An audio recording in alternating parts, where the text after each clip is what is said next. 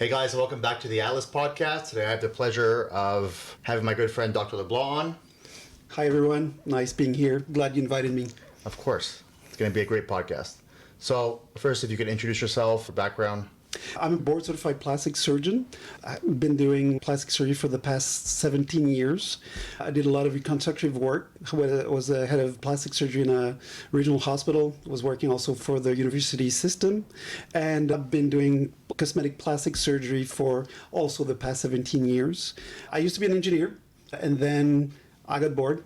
I had an upper management position for a pulp and paper company, and A chemical engineer, right? chemical engineering. So you got bored and then switched to plastic Yeah, surgery. I did bachelor's degree, and then I did a master's, and then I had that job, and it was basically doing the same thing over and over again. So I got bored.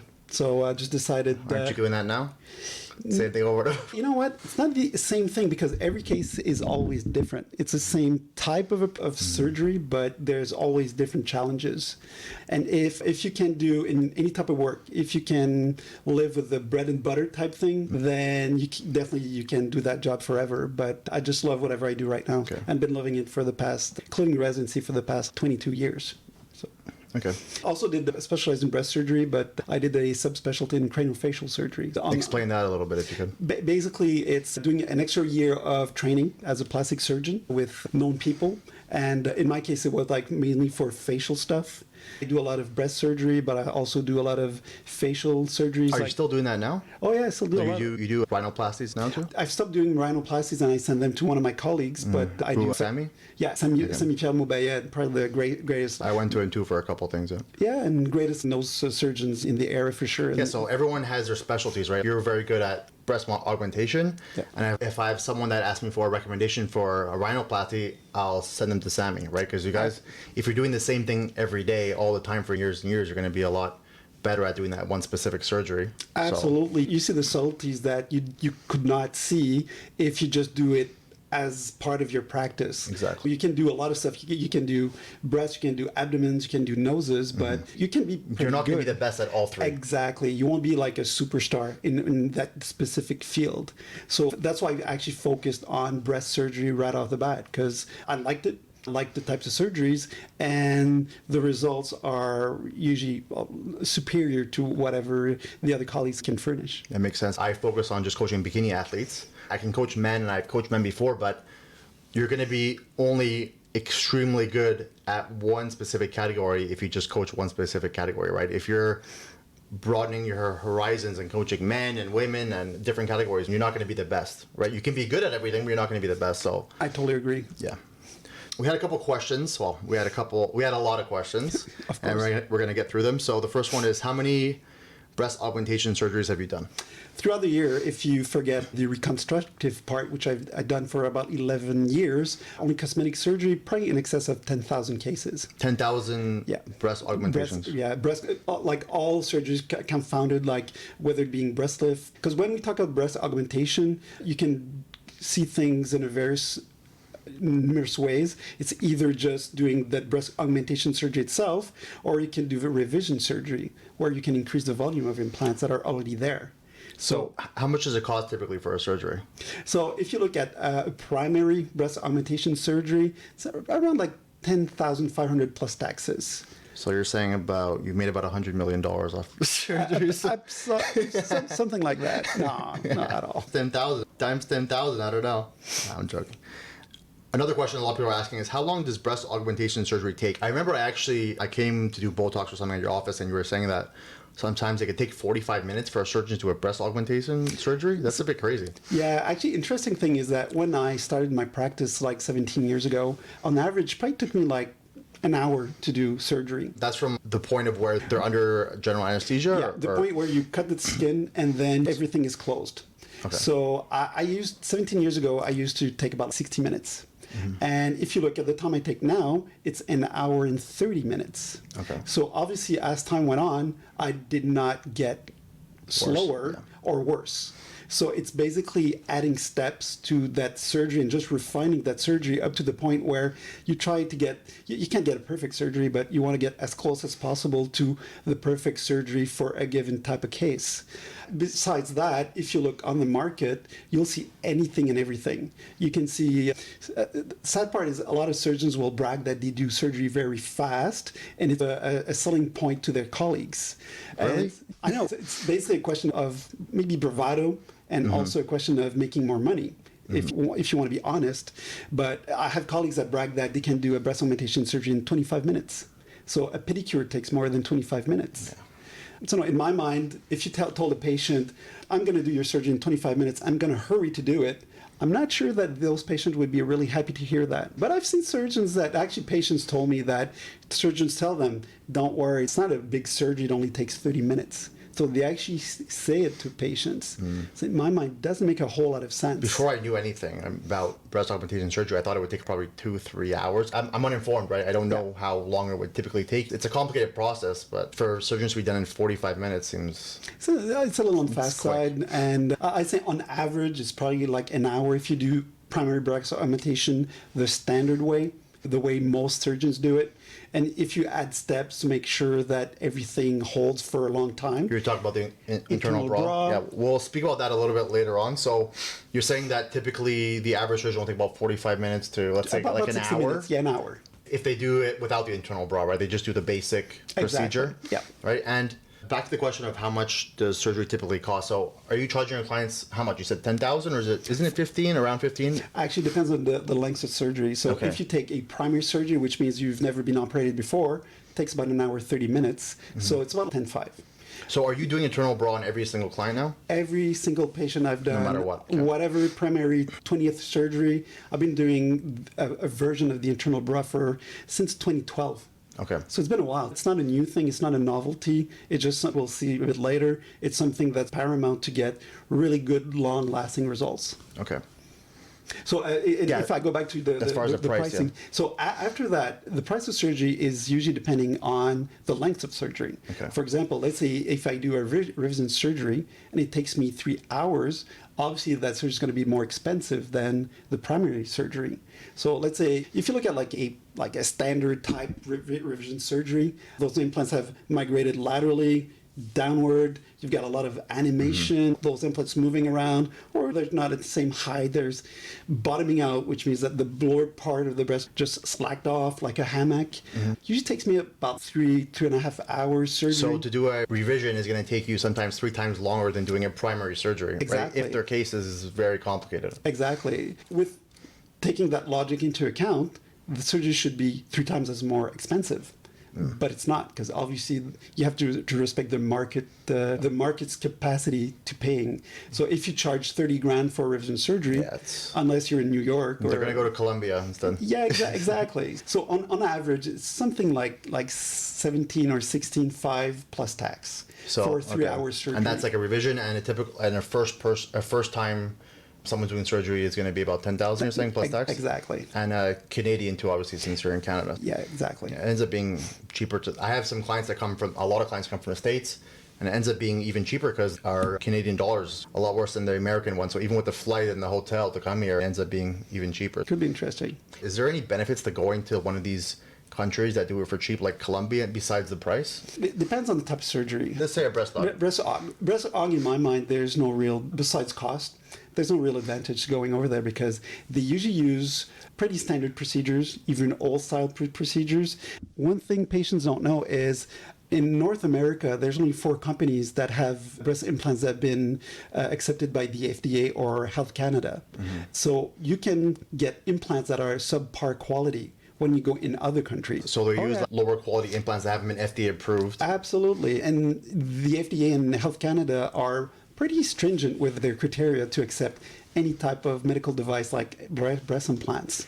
What could happen if, let's say, a Colombian surgeon uses a lower quality breast implant on a patient? Myriad of things. You can have a really higher rate of capture contracture, which is basically, breast implant is a foreign object, so whatever the body cannot expel, it'll just create scar tissue around it. And usually on average, like in North America, about 8% of cases, the capsule will become a lot harder and it contracts. This is what's called a capture contracture. So these are for modern techniques or with modern implants. that rate can go up to 30% or more. Obviously, any type of material, if you have subpar material, the rupture rate is going to be a lot higher. So if you've got, like in North America, it's about like 10 to 15% rupture rates after 20 years. With those subpar implants, it might be up to 30 or 40% after 20 years. Or even worse, after 5 years, should be around, not too far from zero. But with other sub-quality implants, it could be like 20%.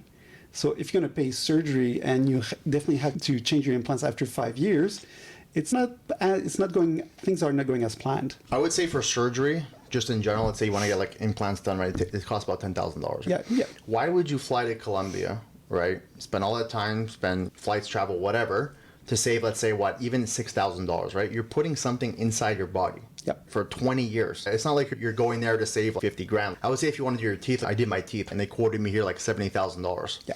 It makes sense to go to Turkey when they're charging $10,000, and the quality of their product and their technology there is actually just as advanced, if not more advanced than ours actually for the teeth. Yep. Let's say the hair too. But I'm saying for a surgery like breast implants, it's not that expensive where you need to fly. You're not saving $60,000, $70,000. You're saving maybe $5,000 at best. And it's going to be inside your body for 20 years. And then also if you have complications, then they're a 20-hour flight away. It's a whole thing. So and you're totally right about that. The only caveat with that is, let's say you look at the average patient. They may not have all the means that other patients have. So for them, if they have the X amount of money available, it's more of an accounting type approach instead of they're looking for a price instead of looking for quality. And that's such a bad approach though when you're trying to get surgery done. It is, because you're talking about your own body. Some patients don't realize the risks of surgery. They only realize that after surgery, if and when they have their complications. And then they go, I should have waited. I should have waited to just get a bit more money on the side, and then I could have gone for that higher grade type surgery. But sometimes experience is the only thing that will make you make good decisions. Yeah, I guess so. And you were speaking about BBLs, right? Is there a difference with going to Colombia, let's say, for that, or? I guess if you look at BBLs, it's more a technique type Have you thing. ever done BBLs before? No, I never did, and I never will, because it's the most mortal surgery in cosmetic surgery. I read that. Is it from sepsis or infection or? Fat embolism, because when you transfer that fat in the buttocks area, there's a lot of big veins.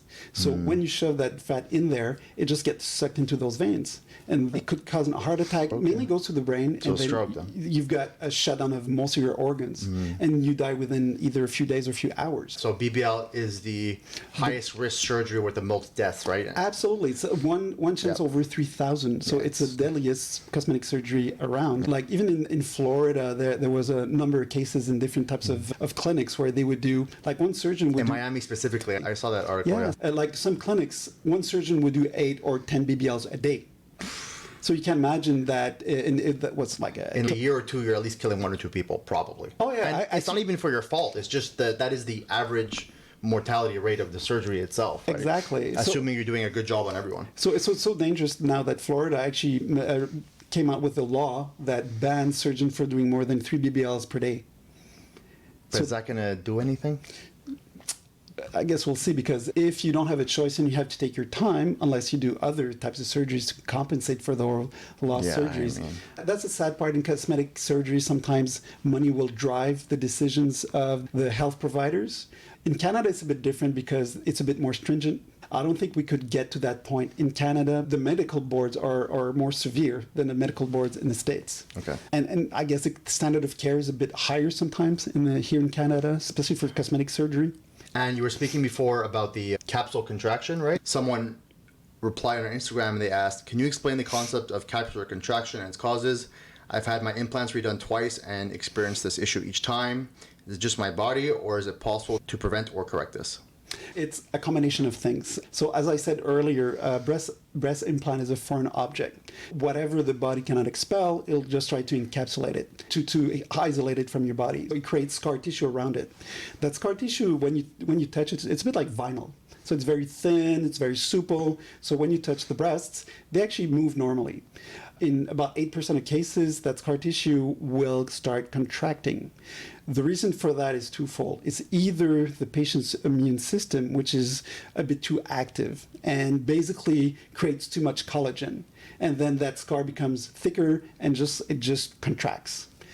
The most held theory behind capsule contracture is that there's bacteria that doesn't cause infection but goes on the implant, and it's called a biofilm. So those bacteria are there, they don't cause any problem, but the immune system doesn't like them. Mm-hmm. They get basically trapped on the implant, underneath the capsule that they... Yeah, so basically treatment for capsule contracture is a total capsulectomy, which means that you need to take out that implant, and surgically you basically cut out the whole capsule, which is basically like a bag of vinyl. And you can put another implant back in, but a new implant, because obviously you can't sterilize an implant that was colonized with bacteria. Yeah, if you look at the literature, the recurrence rate of capsule contracture is about 25%. In some practices, like mine, it's less than 1%. It's actually fairly rare. Why? There's a guy called Bill Adam, a doctor, that established a 14-point surgical plan. So it's something you do in your surgery to reduce the risk of capsule contracture. Basically, if we summarize, anything which creates inflammation, for example, bleeding. Let's say most surgeons, when they create that space for the implant under the muscle, they take their fingers and they rip the pectoral muscle. You can go on YouTube, there's a bunch of videos. Jeez. So you can see that long red river coming out of those incisions. Save time, right? They'll do that. It takes a minute, you just shove your fingers in, or you can even take a dissector, which is basically a metal rod, and you basically rip the pectoral muscle off the rib cage. So and that's going to cause more inflammation. Because trauma to the area, trauma, right? And a lot of bleeding, and blood is very inflammatory for those implants. So if you have a hematoma, which is basically blood accumulating around your implant, or if you just have a lot of blood in that pocket, are they going to sew them up before the bleeding stops? You cauterize, you try to stop it, but that pectoral muscle is a bit like a sponge. So when there's a lot of swelling, a lot of blood, it just fills up with that blood. So you have a lot more blood in that pocket where you've created for the implant. So it's a well-known fact that the more traumatic the surgery, the more blood, more inflammation, you increase your risk of capsule contracture. So and if you look at the other theory with the bacteria, during surgery, we use a solution in which there's a disinfectant and 3 antibiotics. And you basically put your implant, you soak it before surgery or as you're operating, and you just bathe the pocket where you're going to put that implant in under the pectoral muscle. So this is to reduce the risk of getting bacteria during surgery or even a bit after surgery, so you don't get those biofilms that go around the implant. Got it. The other thing, talking about bacteria, when you close your wounds, if they're a bit open, and usually they may remain a little open for about 2 weeks, those bacteria come from the skin and go inside and go around the implant.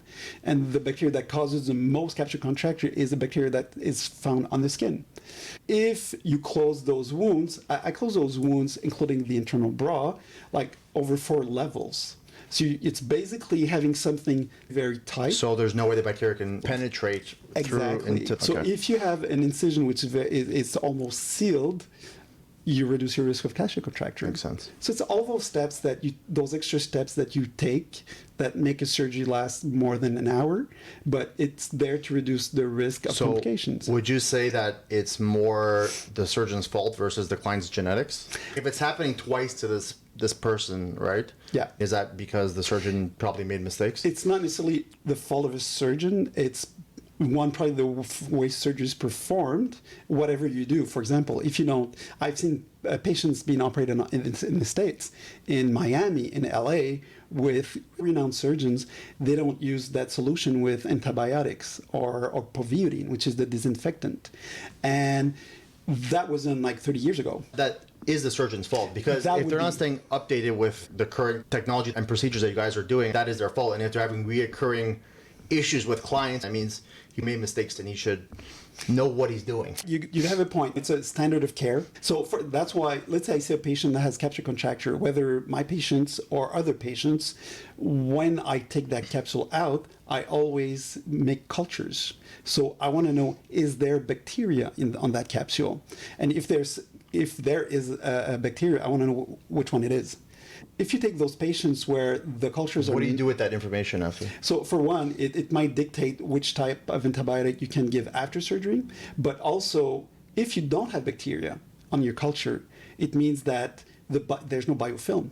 It means that it's more the patient's body that reacted, genetics. So are you able to take the culture while you're doing the surgery and get a result while you're doing the surgery? No, you take the culture during surgery, you go inside and you swipe it, and you get your results within like about 24 or 48 hours. Okay, so the antibiotics, you're still able to... Afterward, exactly. That's pretty cool. So that's why after surgery, we usually use antibiotics that are pretty large treating bacteria. You don't take any chances. Okay, makes sense.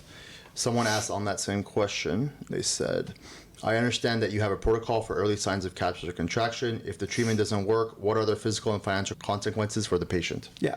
So if, for example, a patient starts developing signs of capsular contracture, basically not complicated, that capsule is like a bag.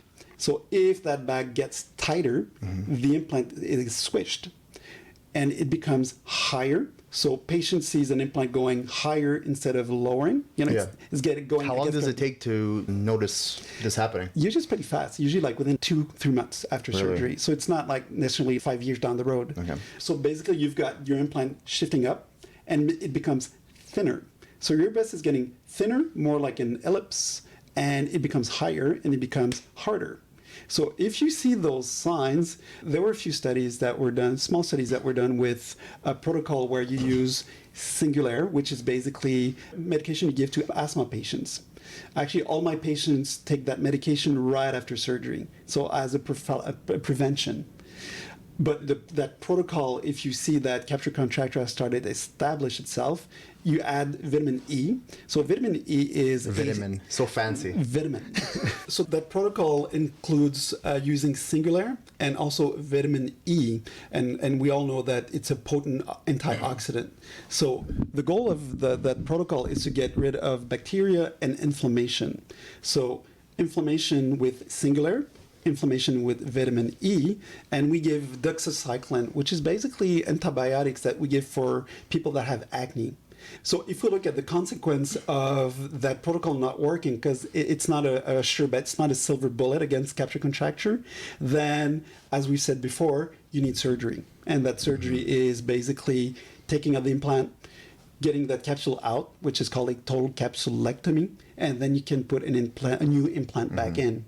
So if it's a patient that comes from outside my practice, I will charge my fees. Of course, yeah. Of course. But if it happens to a patient of my own patient, I don't have my patients pay my fee, surgical fees, so I do it for free.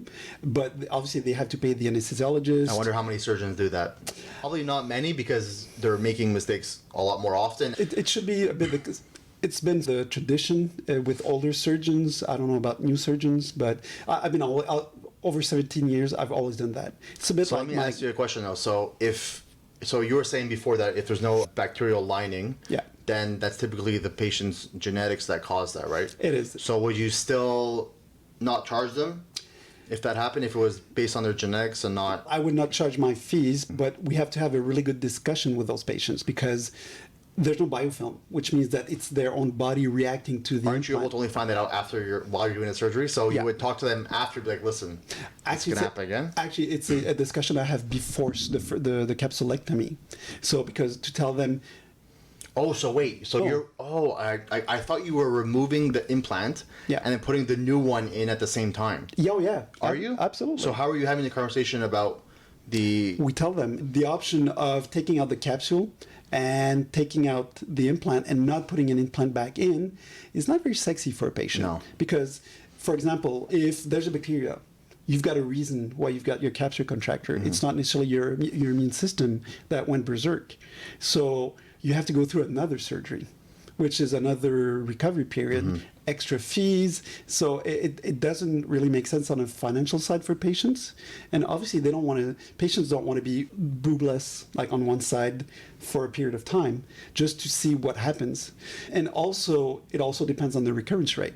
If you've got 1 cent over 4 of recurrence, you might think about that. But in my practice, it's a lot less. So you've got a high probability that you will not get recurrence. So it does make a whole lot of sense to not put an implant back in. What's the chance that it's going to reoccur again if the first time was based on genetics and not the bacteria? Its minimum would be 25%. And it might be higher. So we don't have really numbers on that. So I have one patient for which she had 3 capsular contractures. And we had that discussion after the first recurrence, where one of the options is maybe breast implants are not for her because of the reaction of her immune system. It's kind of late at that point. You already did the surgery. Well, but isn't it, how bad does it look? Isn't it better to just have is it dangerous to have the capsular? It's not dangerous. It's just a hindrance because visually you've got that breast which is tight, hard, or higher, but sometimes you've got pain. Really? So if you've got like that numbing pain that's always there, that prevents you from having quality sleep, having your normal daily activities, then you've got a better reason to not put those implants back in. How often is this happening where you're like, let's remove the implants and not put anything back in to replace it? For capsular contracture, it's happened once in 17 years. So once in 17 years for you. Yeah, and even when you talk with colleagues, it doesn't happen that often. Okay, so it's very rare. It is very rare. But when that happens, you have to have that discussion with patients for sure, even after a first capsular contracture. And if they do have to go that route, how does it look after? They just have an incision and they have no breast tissue after, or what? So it depends what the breast looked like before. For example, if you had a huge implant, let's say, I don't know, 1,000 cc's, and you've got your capsular contracture and you take that out, it's gonna be horrendous. It's gonna look like a breast cancer patient, basically? Worse, because it looks like a deflated breast, like a deflated bag. So you would have to cut the skin and... Exactly, and do a breast lift and try to tighten that breast as much as possible. So that's the other option when patients have recurrent capsular contracture. Consequence is you don't have your implants, so you don't have the support, you don't have the upper pole fullness, and you might have to go through another surgery to get that breast to a more aesthetic pleasing level. I wonder how many surgeons have the morality to tell the patient, I made a mistake, there's bacteria on your implant, versus, oh no, it's your genetics, it's your fault. Because there's so many issues that could happen with breast implants, and I feel like I've never heard a surgeon say, oh yeah, it's my fault. It's more, oh no, this is just what happens, or this is just genetics. That's the hard part, because there's no one that's looking at what you do, for one, as a surgeon. So you're responsible. We've got ethics that we should follow. Hopefully follow, yeah. Exactly. And after, that's a hard part, because up to about 2 weeks, those incisions are not totally healed. So the only thing you need is that very small area. It could be like a hairpin area, or a fraction of a millimeter, where bacteria can come in and contaminate that implant. If they're not really sealing the incision. Even I've had capsular contracture with bacteria. How often? Very rare. It's less than 1%. Okay. So it's maybe a case a year.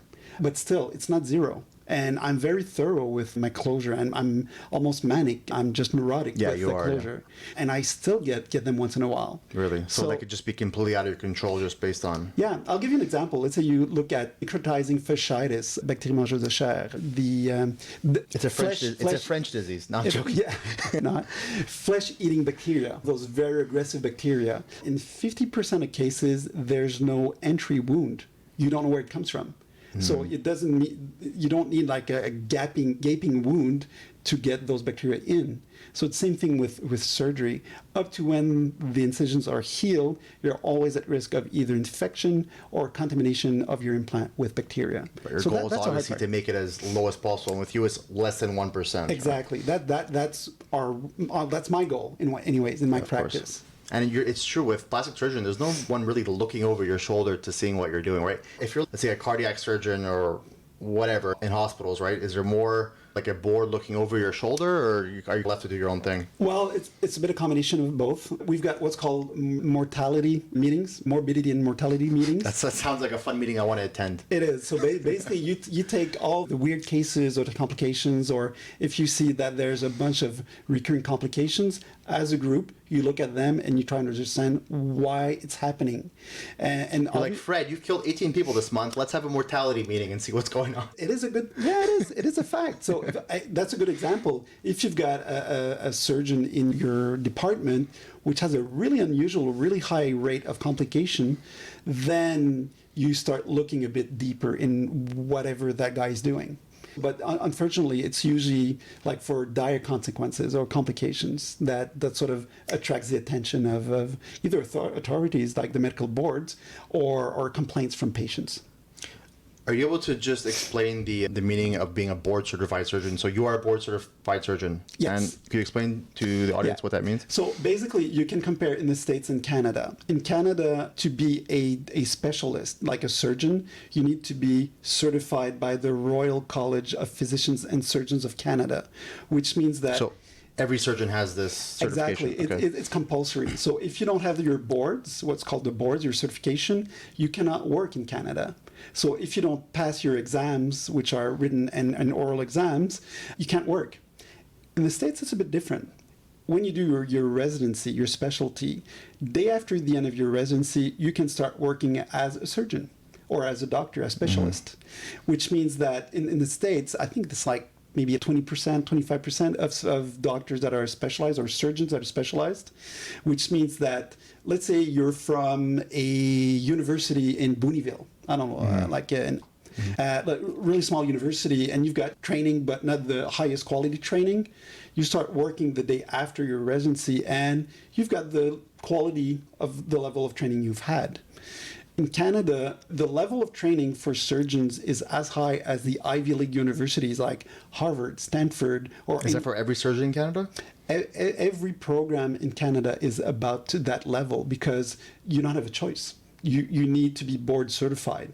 If you go in the States... So is every surgeon board certified? Absolutely. In Canada? In Canada, okay. Not in the States. Okay. If you look in the States, if you're board certified, your responsibility insurance is a lot lower than if you're not. So you pay a lot more money if you're not board certified. So it's a seal of quality for the surgeon that you are. So if you become board certified in the States, then your liability insurance is going to be a lot lower because you're board certified. Board certified. Exactly. And how do you get board certified in the States? So I'll give you an example. If a Canadian surgeon goes to the States, he's going to be gobbled up by hospitals because we're board certified in Canada, but we're board eligible in the States, which means that obviously there are things that we need to do to be board certified in the States, but as a Canadian surgeon, we could work in the States even by not doing the boards in the States. Are you considered board certified still if you move to the States? You're board eligible. So there are some administrative steps that you need to take to be board certified, but I can tell you that when a Canadian surgeon goes to the States, they want him. It's like you've been trained in either at Harvard or Ivy League University. Okay, and how do you get board certified in the States? And how long does it take? So basically, you need to go through 3 different steps of exams before even thinking about doing the board exams. So it's entry-level type exams. And then after that, it's a bit the same as the Canadian boards. You need to go through oral exams, written exams, and you have to have a log of cases. I think it's a few hundred cases that you need to present to the board committee, and they evaluate your cases, and then they question you on your cases.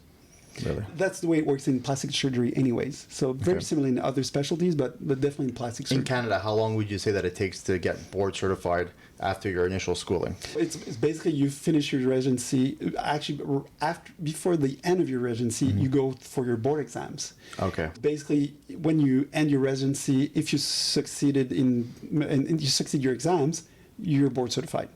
So you can work in Canada. Okay. Got it. Let's see the next question.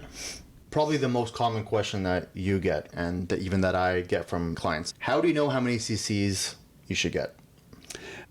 It's a work team effort. So obviously it's a combination of what a patient wants and also what's feasible. For example, if a 5 feet tall patient, 100 pounds, wants 1,000 cc's Or right even off the bat, 600 maybe. yeah, Can't even. It physically doesn't fit. It's not feasible. So just explain by the meaning of it not fitting, right? Yeah. So basically, when you go under the whatever, even under the pectoral muscle or over the pectoral muscle, you're basically in a bag. If you're under the pectoral muscle, you're basically in a box for which the cover is the pectoral muscle. So if your pectoral muscle is rigid, you can't, it's like a rigid box. So you can't put a whole lot of volume. If that muscle is a bit more supple, then you could put a little bit more volume. But you're saying that you have more volume if you do the implant over the muscle. Yeah, because skin is basically like an elastic, so you can stretch it out. But even if you only have that elastic bag, there's so much you can put in a bag. Yeah, of course. So if you have... You can invent extra skin on the patient. No, exactly. If you got a small Ziploc and you want to put a soccer ball, obviously, even if you really want to put that soccer ball in, it will not fit. Yeah. So that's why when I operate, I do my stuff, and then I put a sizer, which is a temporary implant, and I sit up the patient. And I check a number of things, volume, height, blah, blah, blah, but I check if I can close those wounds.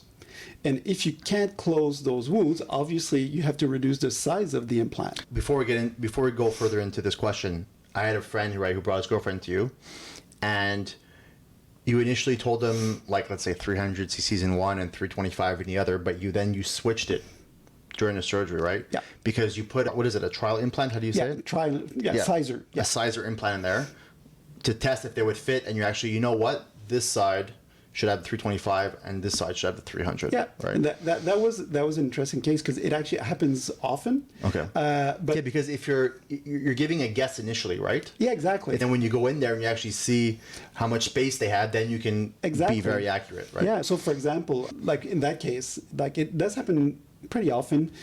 You can have a big breast on one. There's always asymmetries, right? A breast is always Everyone has. Everyone, even if it's small, there's always a breast bigger than the other. Yeah. For example, if you have a bigger breast and a smaller breast, logic tells you should put a larger implant on the smaller breast. But if your thorax, your bone, is lower on the side of your bigger breast, a breast is a bit like a house. The bony part is a bit It's like a home. It is a home. And it's like the foundation of your home. If you put a smaller implant on this side, this breast is going to look smaller. Mm-hmm. So that's why sometimes we need to put a larger implant on the side of the bigger breast to compensate for that difference in height. And that's why sometimes it confounds patients right after surgery because they go, I don't understand. Why did you put an implant on the larger side? Makes sense. And when the swelling has subsided, after like 2-3 months, patients see that. That's actually exactly what happened. The patient was concerned that they're like, he switched my implant, and you're like, I test every single patient before I go in. I don't just put the wrong implant in, exactly. right? But then after the swelling subsided, and you're like, oh, it's actually perfect. And you're like, yeah, I know. So yeah, because sometimes patient will think, did he have a stroke or something? Or yeah, he switched them. Yeah. Yeah. Yeah, you just made a mistake when you put those implants back in. It's impossible, right? It's all there in medicine. Everything is possible, but it's very remote. It's impossible with you as a surgeon, right? Very remote. Hopefully, it'll never happen. But do all surgeons do trial implants before they really? No, it's a small fraction of surgeons that use sizers. Usually, it's. So how long could it possibly take to do a test? Probably like maybe 10-15 minutes. Really? To put a sizer in? Sizer in, you sit up the patient. That's all you have to sit check, them out? Okay. You check, you do sizing. I always ask the staff in my room to give their opinion. The anesthesiologist, the respiratory therapist, the nurses, because... So you're having a full client showing during the... Yeah, absolutely. You know why? Because we've been doing that for a long time, but sometimes those people catch something that you don't. Because we're not perfect. It's exactly in my business as well, right? You can have like different coaches or judges look at someone and see different things, and you're like, oh yeah, you're right. So you put the sizing implant in. Yeah. You fake close the incision. Not even. You just put it can sit? Yeah, it can sit. And then you sit them up, and then you have your colleagues take a view with you, and then once you all agree, it's like a jury. It is. A breast jury. It is. And sometimes you might miss stuff, or you have to have a bit of humility in that job. Even if you've been doing that for decades and you're really good at your job, some days you will miss stuff. So having the opinion of people that have worked with you for years and know how it works is actually an added bonus for the patients and for myself, for sure. You're right, though. I'm sure there's a lot of, let's say, Beverly Hills surgeons. They're not going to ask their nurse and their anesthesiologist, hey, what do you think about my procedure? It's an ego thing. Yeah, It's exactly. You're Yeah. Going with, with that statement is like, I've seen surgeons in Toronto that are like the known surgeon there, and they have clients with lateral displacement all the time and just so many complications. And I'm like, the procedures that they're doing aren't great, right? There's no consistency. Most of them look good, but a good fraction of them don't look good. And with you, all your patients look good. And that's what I love so much about your practice and you as a surgeon is you're so consistent with your patients and your progress. And how many clients have I had come to you? Like, couple hundred now, maybe, at least. We have 4 or 5 in December. And the only reason I refer clients to Dr. LeBlanc is because he's so good at his job, and I want people that I refer to have a great experience and have a good surgery and great result. I don't get any kickback from this. You don't pay me nothing Nope, for... at all. No, but I appreciate people that are good at their work, and that's why I refer them to you. And I have never had one of these people have a negative remark or say anything negative about their result or surgery, the procedure, anything. So that's why I consistently continue to send you clients, because you're so good at what you're doing. The consistency with all your patients is there. There's no lateral displacement. There's no, the capsular contraction is extremely rare, under 1%. There's not complications. No people are going to have to do revisions all the time. So many clients that I have that do bikini competitions, their breasts sitting even in their bikini top is very poorly done. I would say 50%. Literally 50% is not good. Yeah, and the hard part is that your clients, your athletes, they have no fatty tissue. They don't have a lot of stuff to cover So it needs to be perfect, because if you have a client that has a high body fat level, then you can hide a lot of stuff. Yeah, but if it's skin on implant, You see everything. yeah, so everything needs to be done perfectly. So that's why over the years I've gone all over the world to try to pick and choose the best surgeons and pick whatever in their technique that I could add to my own technique and try to make it as perfect as possible, even though perfection doesn't exist. But if you can get something that makes things consistently good and not change over time, then you're a winner, and the patient is a winner. And this is what we're looking for. Yeah, you don't want to have to be doing revisions on 50% of your clients. No, especially if you're ethics and you don't charge your own fees. Between you and I, if I take an hour and a half to do a surgery instead of taking 40 minutes, but I don't reoperate 30% of my patients, I'm winning. Patient is winning, but I'm winning too, because I'm not going to do surgery for free like all the time, like a third of the time. Yeah, it's ridiculous. Let's be honest about that. We do it for the patients, but also we make a living out of the performance surgery. Very good, Dr. LeBlanc. I try. You're going to do my breasts one day. I will. I assure you. I see you with 1,000 cc's. Yeah? Yeah. I could be a stripper, you think? I think you could. Shave. No laser. How do you balance patient desires with ethical considerations and realistic outcomes? So this comes with, it's a balance of experience, taking time to listen to the patient, and to do one really important thing. There's a really great world-renowned surgeon called Dr. Rehnquist, which he's one of my mentors. And he's always said that the best surgery that you may do is the one that you will never do. The word I use most in my practice is no. For example, if a patient shows up and they have totally A-wire expectations, totally not realistic, it's your job as a surgeon to tell that patient, I will not do that surgery. How often are you doing that, though? Often. Really? Yeah. If you wanted to have 4 eyes and you told me I'll give you $100 million to get 4 eyes, I could take the money, but I'll never be able to do that. So how often are you telling people, no, I can't do your procedure? And is it more with new patients or revisions? As far as revisions, I'm talking about a client that had complications with another surgeon and they come to you to fix it. Yeah, it's fairly rare with revisions unless I'll give you an example. Most patients that have gone through revisions haven't gotten 1 surgery or 2 surgeries. They've had multiple surgeries. Jeez, really? So I've seen patients that have had 5, 7, 10, 12, 15. You told me there was one of my clients that came to you with a revision that you're like, it was like a 3 or 4 hour surgery, right? I've done so many patients, it was like a 6-hour surgery. Jeez. So if you look at those patients, and some of those patients are up to 100 grand in revisions, and it's not rare to see 30 or 40 grand. And they're going to different surgeons every time, or the same surgeon? So, the classic is they'll hold on to a surgeon to the point where they've lost confidence because those surgeons may not charge their own fees. So it's a bit cheaper, but at one point they just go, well, I'm just going to try another surgeon. So you could have girls come to you after they went to 6 surgeons. I've had patients that had 7, 8, or 9 surgeons, and they failed every single time. It's just basically a question of technique. Or You're like, let's just chop them off. sometimes it might be part of the equation, but in my case, when I see those patients, I actually see it as a challenge. Trying to succeed where 7 or 8 people failed, when if you succeed, you've got that added value that you can give a patient. How would that circumstance happen where they have to do 8 revisions? Like how does their breast look at that point? And what went wrong every time from the first surgery? So it depends. Let's say one of the most common complication is implant migration, whether it being lateral or downwards, an implant descent. If you go see 6 surgeons that use older techniques that don't really work, you can go see 100 of those surgeons and you'll have 100 surgeries. So when they show up, and then I do the triple internal bra, which is very solid, then everything stops there.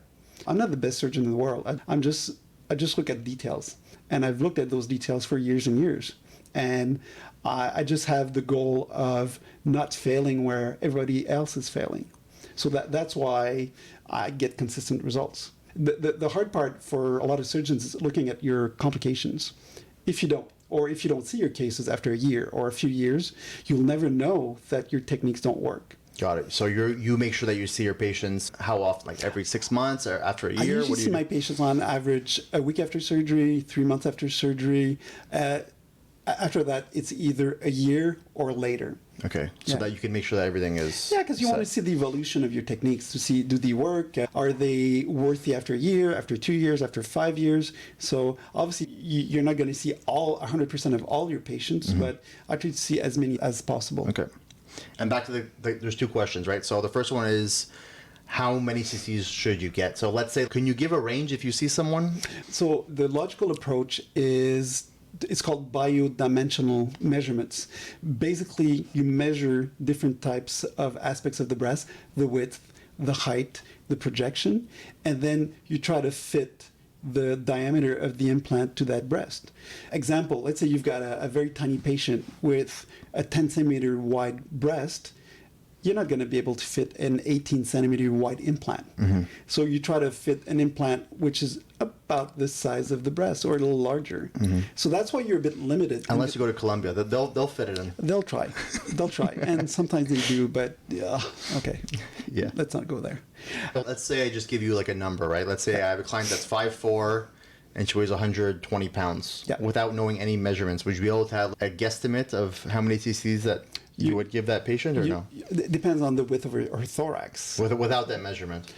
Or you have no idea? Very hard. Because Very hard? you can have a 5 feet tall woman, which is very slender, and you've got your body. Very narrow clavicles, right? They have no width. Short torso, or long torso, or wide torso. So there's a lot of parameters that you need to take into account.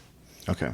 So you need to see the patient, I actually measure that patient, and to have a sense of what a patient wants, we try out implants with that patient, which means that we take implants, different volumes, we put it in a bra, and it gives a sense of what a patient wants. It doesn't mean that we're sizing the volume of the implant that will go into the patient after. Just going with the look that is presented when they're wearing the to understand. For example, if I do an implant tryout with a patient, like a 5 feet tall patient, and you put an 800 cc implant, and she goes, "This is really what I want." Right off the bat, that she will not get that, and you can explain that to that patient, and then you go back to. You're like, sorry, you can only do 240. Yeah, sometimes you might be limited to that point. So obviously, patients might be disappointed, but it physically doesn't fit. So you have to go back to the biodimensional analysis. And let's say this girl wanted 800, right? Yeah. And you wanted to help her out. Would you be like, listen, we can put the 250 in, which is your maximum capacity for the volume of your breast of what it would allow me to do. And then you would, like, can you stretch the skin and then get it redone, put a little bit bigger. Is that what those people that get like 5,000 cc's do? That's exactly. They basically just stretch the skin. And those people, are they doing it under the muscle or over the muscle? Those like Like all over the world, mainly the implant is under the pectoral muscle. no, but I'm talking about the ones that go like 10,000 cc's. Usually it's still under the pectoral muscle. Really? And you could stretch the pectoral muscle that much? You can stretch whatever with time and effort. Really? For example, I have patients that are 5 feet tall and have 800 cc implants, but it's not one surgery. It's usually 3 surgeries. And they agree to this. They're like, okay, we'll do this. And how long do you need to wait between the surgeries to keep increasing the size? Minimum would be a year between surgeries because you want everything to be totally healed.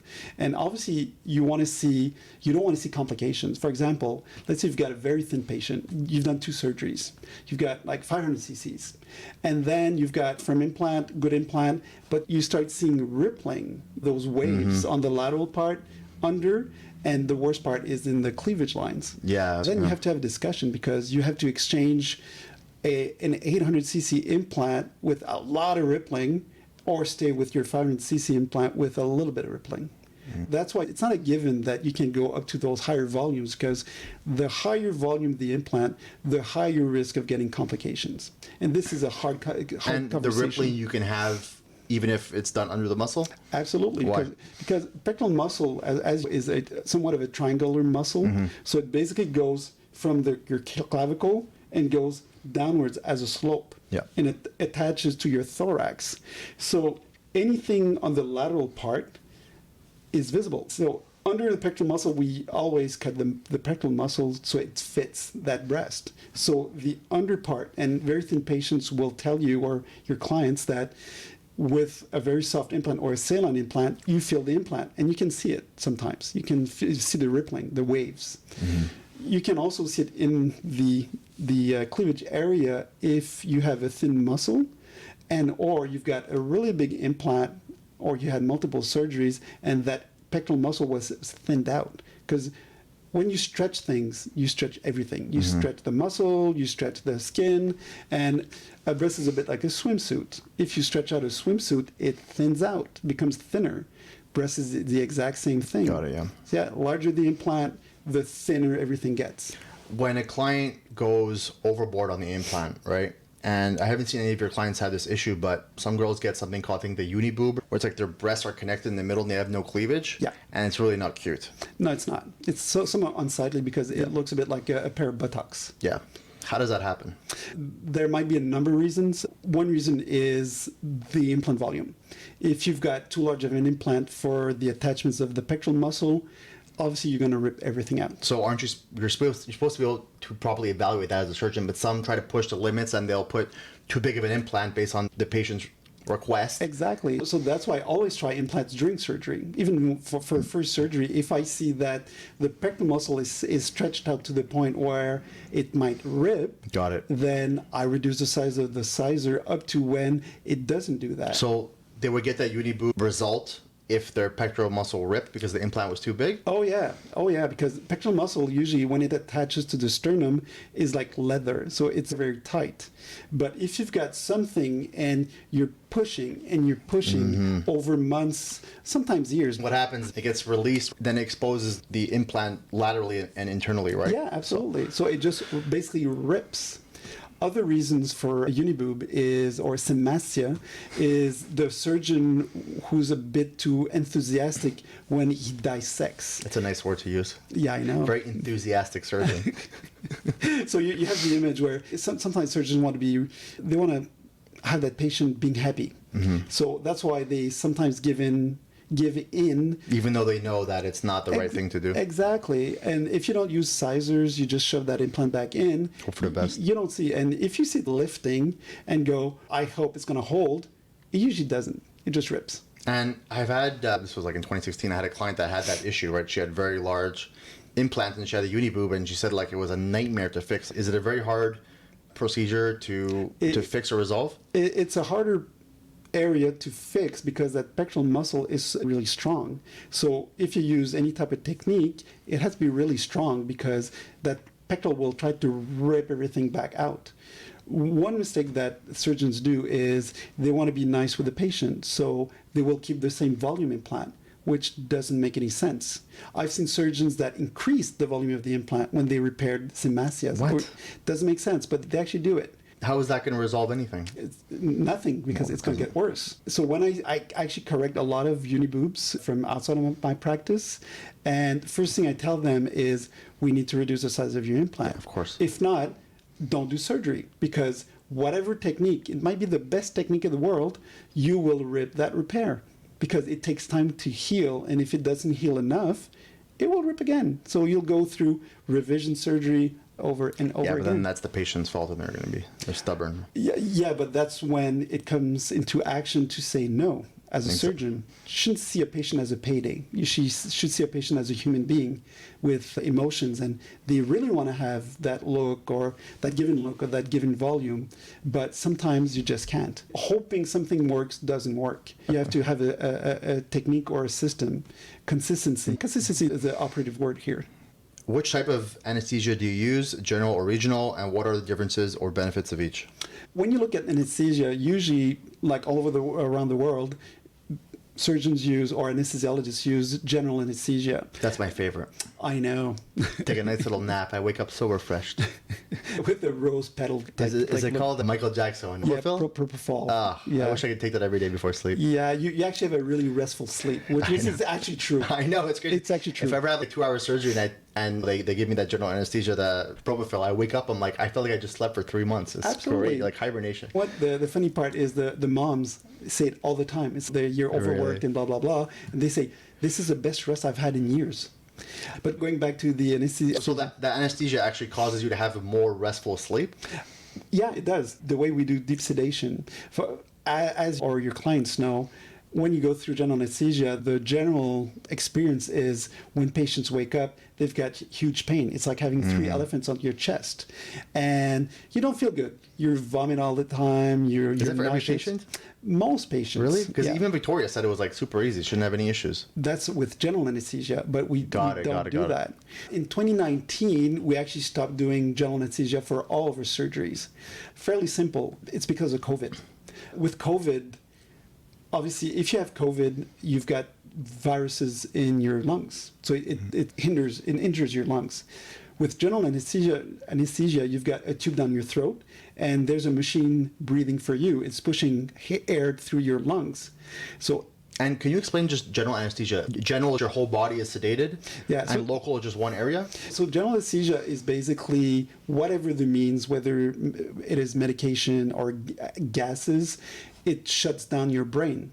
But it shuts down your brain to the point where you can't breathe on your own. So you need a machine to push air through your lungs. Is that what's happening to me during surgery? Yeah. They're putting a tube down my throat? Yeah, that's the regular, normal way of doing things.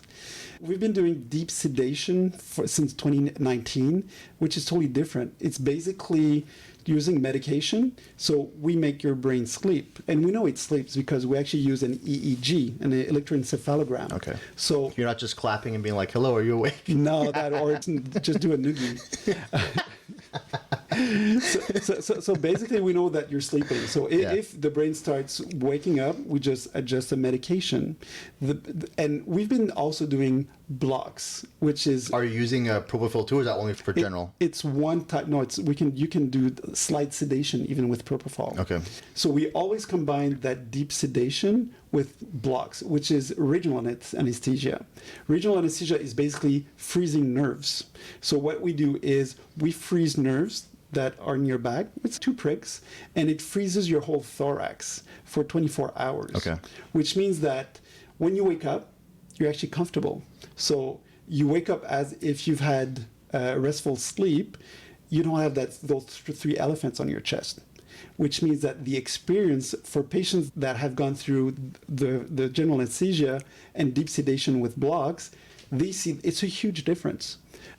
I always show patients pictures, obviously that have accepted for us to show those pictures, and we will do a few posts on that actually in the near future.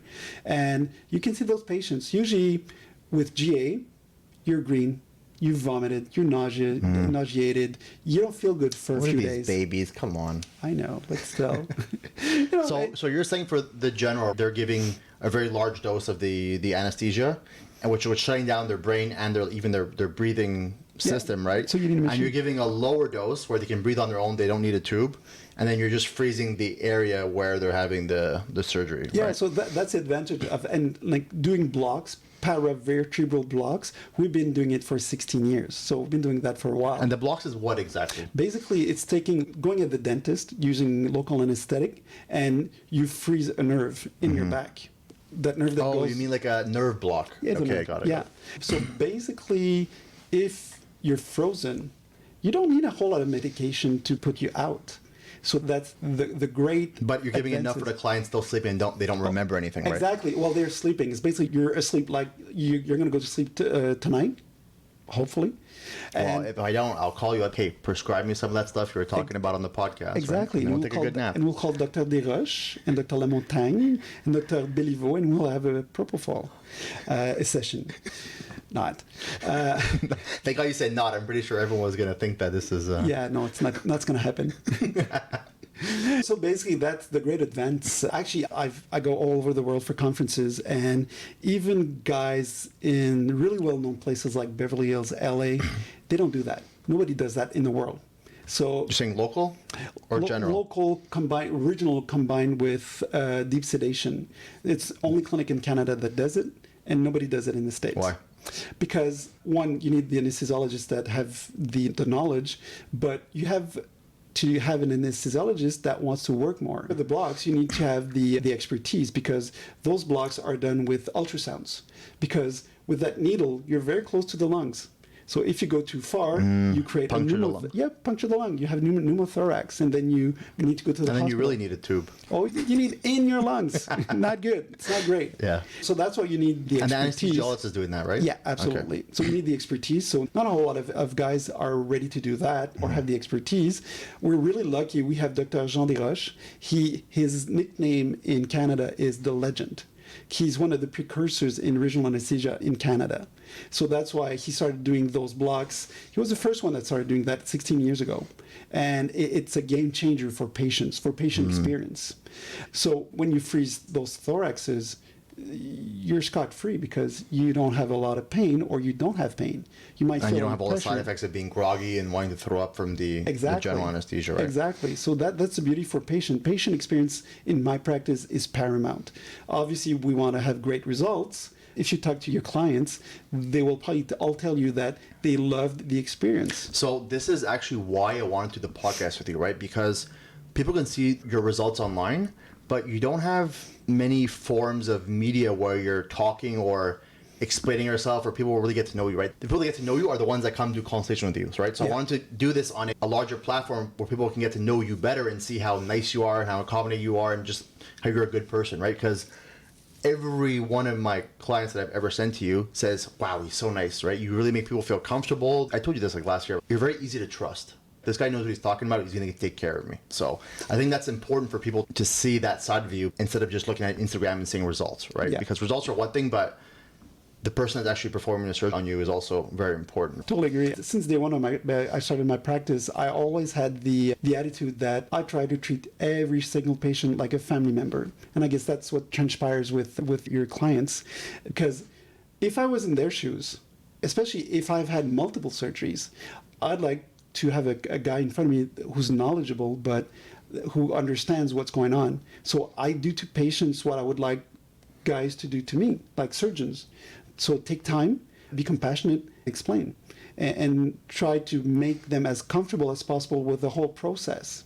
So that's why there's a lot of patients that are really anxious before surgery or even like minutes before. So the greatest comments that I hear from patients after surgery is, even in the recovery room, is, and your clients can vouch for that, it's, wow, I loved my experience, and they just woke up. I sent my employee to you. I sent my own sister, Yeah. my brother-in-law to you, and they all said the same thing. So Yeah. How many patients that wake up from surgery would say right off the bat, I loved the experience and I want to do it again? probably me after the propofol, honestly. Yeah, but or oxy. But, well, that's another story. Oh, LeBlanc. Okay, let's see. So how do you handle complications if they arise during or after surgery? So basically, you've got your early complications and you've got your late complications. Early complications, the one that you need to deal with right off the bat, bleeding. If you have an artery that starts bleeding after surgery, you can have a hematoma. Basically, a blood vessel might burst, whether it was a little bit shot during surgery or it was cauterized and then the plug on that artery just gave way. So over almost 17 years, it's happened once right after surgery. Hematoma. Yeah, and it was in the recovery room. So took that patient back into the You're DOR. lucky they didn't go home already, right? Exactly. So if there's a number of things that you can do during surgery and after surgery to make sure that you don't get a hematoma. So it's actually a very rare occurrence in my practice. But if that ever happened, then you either need to get that patient back into the OR. Obviously, if she's out of country, then you have to support that patient. How far after the surgery can this happen? So anything after a week is actually I've seen very rare cases like a patient 6 weeks after surgery, a Costco worker lifted a 50-pound box and an artery burst. So she didn't need to go back to the OR, but she did get a hematoma. Very rare. If it's a small hematoma, you can actually do it in radiology. So you got a radiologist with an ultrasound, and you can actually suck that blood out, and you put a compressor. If you can do it like non-surgically, it's usually the best way, especially late after surgery, like more than 2 weeks or. Yeah, you don't want to open everything up again. No, and usually it's not really necessarily a big hematoma, but usually the worst ones you'll get right after surgery. But I'm manic, like neurotic with cauterizing during surgery to make sure that there's no bleeding at all. I'm afraid of blood, so I don't have a choice. Oh, you're in a great field then. I know. Is there any other complications that could happen during surgery besides like the hematoma? So very rarely you can have a pneumothorax, basically like puncturing the lung, which means that it's not necessarily that you went too deep, but there's very small muscles between the ribs. And in very thin patients, if you don't pay attention, you can rip those small muscles, and then the air just comes out of your lung. And then what? So it never happened in my case, knock on wood, but it might happen to me down the road. And then they die or what? I mean, if you puncture the lung? No, obviously there's an anesthesiologist who controls whatever's going on, but your lung is deflated. So you need to put a little drain in with a valve that you keep on for about like 3-4 days to re-inflate your lung. They're obviously awake during this process afterwards? That tube, you need to go to the Emerge, the hospital, to have that done. Obviously. So keep a valve coming out of your chest? Little tube coming out from in between ribs with a little valve. And that is probably one of the worst complications. But that would be like a very rare. bad surgeon mistake though, right? Yeah, surely. I've seen it in a conference, live surgery, world-renowned surgeon, live surgery. He was operating and pneumothorax. And for whatever reason, and he's not a bad surgeon, he's a world-renowned surgeon. So whatever complication can happen. It's time for a mortality meeting. It is. Oh, you're catching up. I think I'm going to bring you to one of those. You told me I could be a surgeon if I studied. Well, it's at least 10 years. Nah, I'm good. I only have 17 years of university. Don't remind me, please. It's painful. You're going to get bored and become an astronaut after, like you said, right? You said you want to be an engineer, a surgeon, an astronaut. Yeah, that's really funny because when I was like 8 or 10, I kept telling people that I wanted to be a doctor, an engineer, and an astronaut. What a nerd. I know. I used to. I guess I was a cool Your nerd. parents must be very proud. They are. My mom's really, really proud. Yeah. But a cool nerd. Yeah. So I'm not an astronaut yet. I don't know that I'll be, but I'll shoot you to space. Okay. No, I don't take medication. How do you discuss the best method of breast augmentation for those who want to breastfeed in the future? There's no best way for breastfeeding. It's basically part where you put the implant. If you go under the pectoral muscle, your breast is over the pectoral muscle. There's no impact. So the implant will have no interference with breastfeeding or the duct? Exactly. So your breast doesn't know what's going on. The implant is under the pectoral muscle, so it doesn't impede milk flow or milk production. So you can definitely breastfeed if you have breast implants. If you go over the muscle, depending on what you do, you might cut through the breast itself. So you might cut a few ducts. So you might reduce the production or the transit of milk, but it shouldn't stop the breastfeeding process. You hear a lot of women say that I'm going to get breast implants after I breastfeed. Is that a logical route, or does it matter if you get it before? Because obviously the breast will enlarge.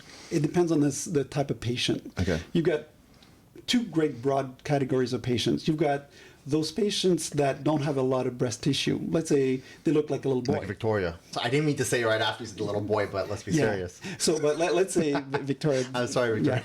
They don't have a lot of breast. Yeah. Even if they had a little bit of an increase, because what you don't want to have is that breast that increases, gets really big, and then it deflates after pregnancy or even worse, breastfeeding. When that breast is really deflated, you might need another surgery. So if you don't have breasts or have very small breasts, they increase, and when you lose that volume, they remain pretty much what they were before. Those patients, you can do whatever you want. You can do your breast implants. So if they really don't have that much breast tissue before, then it's more suitable for them. But if they have very large breasts before, then you may as well just wait till you're done breastfeeding. Because what will happen with the larger breasts, they'll increase in volume, they stretch the skin, and they definitely always lose the volume. So they have saggy breasts. So they definitely need a breast lift. So incisions, you basically take out skin and you tighten that breast. And the third category of patient is basically a patient that would need probably a breast lift after surgery, but they go, I want to enjoy my breasts now. I don't want to wait until I'm in my 30s or 40s, and I'll deal with the complications. So it's like 22 years old, and they're like, I'm not going to wait till I have a child when I'm 35 years old. I'd rather just get a revision, later on. They'll go along with their surgery, and they'll deal with the saggy breast down the road.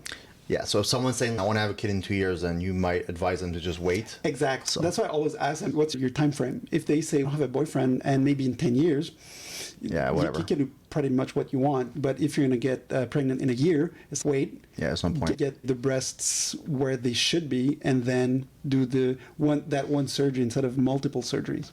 Okay.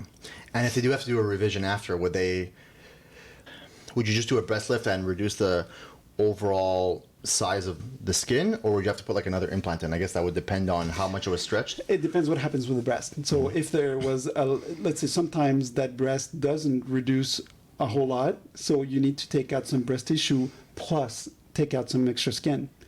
But definitely the breast lift is part of the equation. Okay. This is another big question, probably one of the most common questions. For breast implants, what are the pros and cons of placing them under or over the muscle? How does the choice affect weightlifters, and does it compromise movement and physical ability in activities like yoga or training for the back or chest? So my take on this is a logical one, and it's shared by most surgeons. If you go over the pectoral muscle, let's say if you look at athletes or very fit patients, they will be told by the surgeon that the implant will not move, because if you put the implant under the pectoral muscle, obviously one risk is those pectoral muscles contracting and moving the implants. It's called animation. If you go over the pectoral muscle, the problem is in thin patients like athletes, there's not a lot of breast tissue, so it's very thin. You will see your implant, you will palpate your implant, and you'll have a lot of rippling. Over the muscle, the only thing holding your implant is breast tissue. It's basically a bag of elastic, so it just drops. So it's a bit of a contract for a breast lift down the road. And the problem with that is when you go over the muscle, you cut all those arteries between the breast and the muscle, which is the main blood supply. So if you get a breast lift, you can imagine if you've got a breast that thin, there's not a whole lot of arteries feeding the nipple, the areola, and the rest of the breast. Makes sense, yeah. Which means that you've got a high risk of complication, of necrosis. Basically, your breast dying. If you're going over the muscle. Yeah, so your breast dying, becoming black, dark, and dying. A dead breast sounds very sad. It does, because you're basically taking a normal patient and almost transforming her into a breast cancer patient. If you go over the pectoral muscle, the risk of getting capture contracture is about 20%. If you go under the pectoral muscle, it's about 5 to 8%. If you go over the pectoral muscle, you're over the muscle, you're near those nerves. So you can either cut those nerves, you can lose sensitivity to your breast, the whole breast, or the nipple, which is an erogenous area for most patients. And you can cut into those milk ducts. So you can reduce the efficiency of breastfeeding. There's not a whole lot of advantages of going over the pectoral muscle. So I've noticed in all the South American clients, like especially in Brazil and Mexico, is they all have over the muscle implants. Why are they doing that in South America so much? They all have it over the muscle. Well, it's a trend. When the silicone implants came out in the 60s, 70s, and 80s, the implant was always over the pectoral muscle. But with time... Why? because for one, it's easy and It's easier to do. Obviously, you don't have to cut the pectoral muscle and yeah. stuff. So that's a fact that for some surgeons it's just easier. So you make a little bit more money because it's a faster surgery.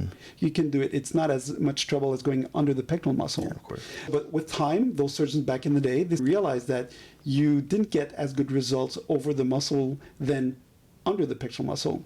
Get the image. Over time, right? Yeah, so people can get in their minds that if you're over the muscle, the breast is like an elastic bag. So it's basically a rock in a sock. With time, that breast will sag. Yeah, of course. So it is a contract for Yeah, because you have the muscle isn't holding the breast in, right? It's just the breast tissue and the skin that's holding it. Exactly. So eventually, with gravity, it's gonna. Yeah, so when you're under the pectoral muscle, basically you've got your pectoral, it's always under tension, right? So it's like a little hand which is holding the Holding implant it there in place. If you combine it to an internal bra, It's not moving anywhere. it's not going anywhere. Yeah. So that's why going over the pectoral muscle is not a great thing. So if we address the issue of the implant moving, because I have a lot of clients when they contract, the implants move sideways. In the armpit or laterally, right? Exactly. So there's a way to reduce the migration of those implants or even eliminate 100%. So when you go under the pectoral muscle, a lot of surgeons will not release the pectoral muscle. So what happens is when you contract, the implant goes upwards and laterally. So obviously, if you have those muscles that pull all the time for years on end, or even after a year, your gap between both your breasts is going to get a lot larger. And that only happens if the patient doesn't properly release the pectoral muscle, right? Exactly. And so there's so many clients that I have now that have very large gaps between their breasts, or if they do their front pose, or one of their breasts is like over there and the other one's there, and that is just because the surgeon didn't properly release the muscle, right? Yeah. It's not a genetic thing. No, it's not. Actually, a very interesting thing is you'll see a lot of patients tell you that a lot of surgeons will tell patients, which originally large gaps, they'll tell them, the gap you have is the gap you'll get.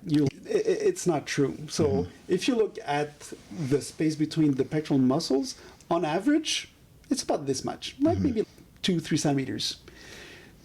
A bit rarer, it's a lot smaller. So this is where you can have a higher risk of getting a uniboob. Yeah.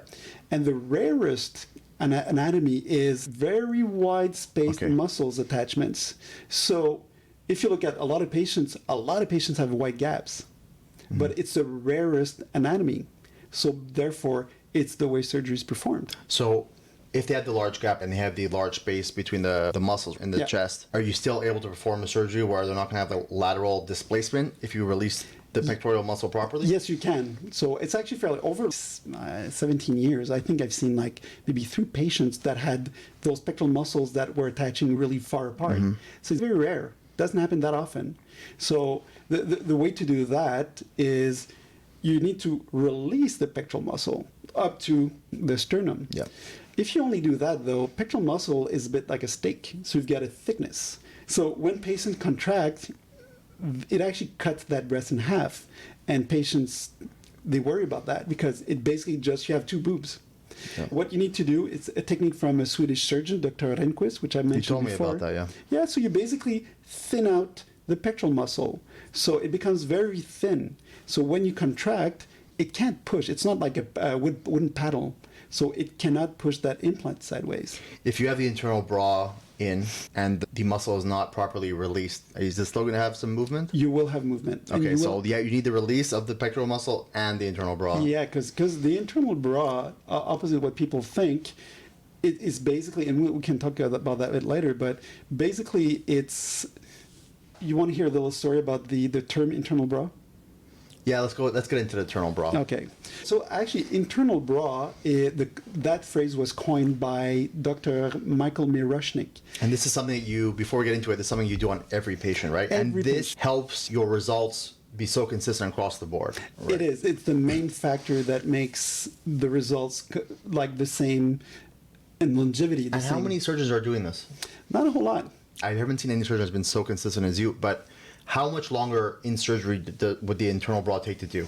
Probably takes an extra 20-25 minutes. Okay, so that can be like 50% or more time in surgery to do So that. that's why my surgeries are a lot longer now than they were 17 years ago, even though I got faster and I got more experienced. It's just like adding those extra steps.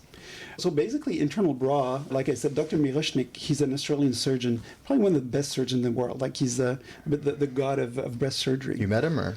We actually exchange, we text or we write once in a while, and I'm planning on going to see him next year.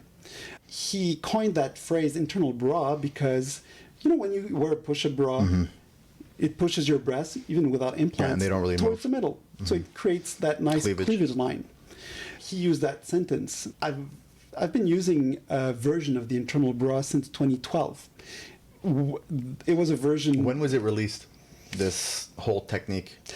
It hasn't been released yet because it's always been... Actually, Dr. Miroshnik has been talking about it for a few years. So he talks about it. He doesn't show how to do it. So you have to just do a little bit in inference, and you try to imagine. Yeah. Hey, Karen, right? Yeah. Your assistant. Come here. I want to try a little technique on you. Is that how it started? I don't think it will. but I'll give you an example. Because the internal bra term is basically, it's catchy and people understand. You've got a push-up bra and you've got those nice curves. The real expression is stabilization or reconstruction of the inframammary fold. Basically what it means... Internal bra is easier to say. It is. So that's why it is easier. So what you want to do is you want to have a shelf.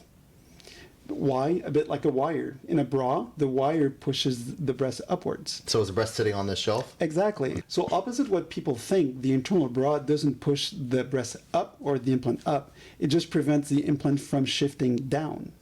Because when those implants shift down, as patients know, the gap becomes bigger, and then they go downwards and outwards and bigger, and you've got that weird shape, and you have no volume up top. Yeah, that's... Yeah, so if you've got that shelf, your implant doesn't go down, therefore you keep your cleavage line. Why doesn't he release how to do it if it's going to be so beneficial for everyone? Where's the ethics, LeBlanc? I don't know. He doesn't have time to publish. Get out of here. You need to take time to present those things. Yeah, but if it's going to change and revolutionize how plastic surgeons are doing this procedure, I'm going to give him a call. You should. It's time to publicize. Really good guy. For example, Dr. Renquist, he uses a technique that I've been using since 2012. And he's always been a pioneer of reconstructing the fold. So I use both techniques. That's why I call it, for a primary patient, I call it a double internal bra. Because I do my work, I use Dr. Miroshnik's technique, and then I put the implant back in, and I use that Swedish surgeon. You're like technique. a Canadian surgeon spy, right? You go into these different locations, just stealing all the techniques. Absolutely. But you know what? The fact with really great surgeons is they give you their secrets. They give you the information. I had It's the opposite of a magician. It is. Totally agree. I was lucky in 2012. There were 4 Canadian surgeons that were selected to go work with Dr. Renquist for a few days. And he showed us how he did things. Okay. So that's why it's not published, it's not known. So you just have to learn it from the horse's mouth. That's very interesting. Can you just explain what the internal bra is? And how do you do this procedure? So if you take the Miroshnik, the Australian surgeon technique, it's basically you use a suture that looks a bit like barbed wire. You go through that small incision and you basically go in and you reattach the breast itself to your ribs or whatever's solid, the ribs, the cartilage, the lung. fascia. Joke. You try not to go there. If you see a lung, you're in trouble. And you go and you do multiple rows. That's pretty solid. But I'm always wary of stuff not holding, so I add the technique from that Swedish surgeon, Dr. Renquist. So I basically take sutures that last a long time, and I do anchor points. It's basically like nails. So you basically nail that fold that you've already fixed with the barbed wire or the barbed suture, and I put a great number of those sutures. So that's why the technique is so solid. That breast is not moving. It will not go It's anchored and barbed wired down. Absolutely. So the risk of that implant migrating down is actually extremely low. So if they flex, if you did the procedure properly and you release the muscle properly, you did those 2 techniques. If they flex all day, their breast is not going to go up, down, left, and over time it's not going to sag, right? It's going to keep the same form. That's the whole goal. The only caveat with that is a lot of patients come in and they think that the internal bra or a version of it will prevent your breast from sagging. Let's say you've got a saggy breast. you've got your internal bra. You need to think along the lines You're talking about the skin sagging? the breast Okay. itself. The internal bra is a shelf, so it holds the implant. If you've got a very saggy breast and you've got a heavy implant, the breast will stretch over the internal bra. How often is that happening with your clients, though? You You can't make a bigger shelf? If an implant is either too big or if the breast is just too saggy, that patient needs a breast lift. So that it's only the breast lift that will tighten the breast. That's why you tell them in advance. I assume that if you put a bigger implant that's heavier, then you would put maybe more anchors or more sutures to hold it in. It is true, and especially in revision surgeries, if those tissue have been beaten up Yeah, by of course. multiple surgeries, Need more anchors. you've got more anchors and more sutures. I And could be a rows. surgeon. I'm already halfway there. There you go. I'm stealing your information. This is what I'm doing. I brought you here know. to steal all your information, then Now I'm going you- to start doing the surgery like you did. Now you only I'm need hearing it from the horse's mouth. yeah, you only need 10 years of toiling in the hard labor. Just do it in your office. You won't tell anyone. Okay. Bring me in, assistant. Yeah. Okay. We'll talk about that after the podcast. Okay, this is something I've never heard before, but someone asked me this question. Yep. Can you sleep on your sides or your stomach with the internal bra? I initially said obviously, but then I was like, I haven't ever heard about this. Can Yeah. you? I always tell patients that they can sleep on their belly a minimum of 3 to 6 months after surgery. Okay. Obviously, everything should be pretty solid. But is that regardless of the internal bra? Yeah. So, So- the internal bra, it basically, like I said, it's a shelf. So you can put pressure on it because obviously you're lying on your implants, but it doesn't change a whole lot. So internal bra or not, you can sleep on your belly. Obviously, if After you 3 to 6 months after your surgery, right? yeah, obviously if you have huge implants, I don't know, 1500 cc implants, lying on your belly is not going to Gonna be have back comfortable. problems. Yeah, it's not going to be comfortable. Yeah. So it's just a question of comfort for patients. Okay. And one thing that we forgot to touch on with one of the questions was, will getting breast implants limit your ability to maybe do yoga or some certain exercises like chest training or back training? Most surgeons will tell patients if you have breast implants under the pectoral muscle, you should never do pec muscles or upper body at large. Upper body? Upper body, not only pectoral exercises, but upper body at all. Zero for everything. If there's no internal bra, then they might be right because there could be some migration, but it's more like the movement of the implant because you want to prevent that lateral migration or Yeah. downward migration. but if you have the internal bra, then it's not going to be an issue, right? The internal bra prevents the downward migration, Okay. which is okay, Yeah. but it doesn't prevent lateral migration. If you release the pec muscle properly, it's going to There you solve go. the issue forever. You can start your residency now. Okay. So that's why most of my patients can go back to their normal activities after a few months. Would you recommend them to train chest anyways? I don't have my clients train chest, but if, let's say they were to train chest with the internal bra and properly They release could do all- it, and then we need to check before because let's say you've released your pectoral muscle, it doesn't move a whole lot, but some patients have the inner part of their pectoral muscle which is a little stiffer than average. So can you just explain quickly what releasing the pectoral muscle means? You're not removing any muscle tissue, right? At all. You're just basically cutting really close to those ribs, and you're just releasing means cut, basically. Yeah. And you just cut that muscle really close to the ribs, so it can accommodate the implant. It heals over, but Yeah. it can't contract. if you release the muscle properly, it can never contract again. Your muscle, you're gonna have normal function. Let's say a bodybuilder that Yeah. starts doing pec muscle, they will not lose strength.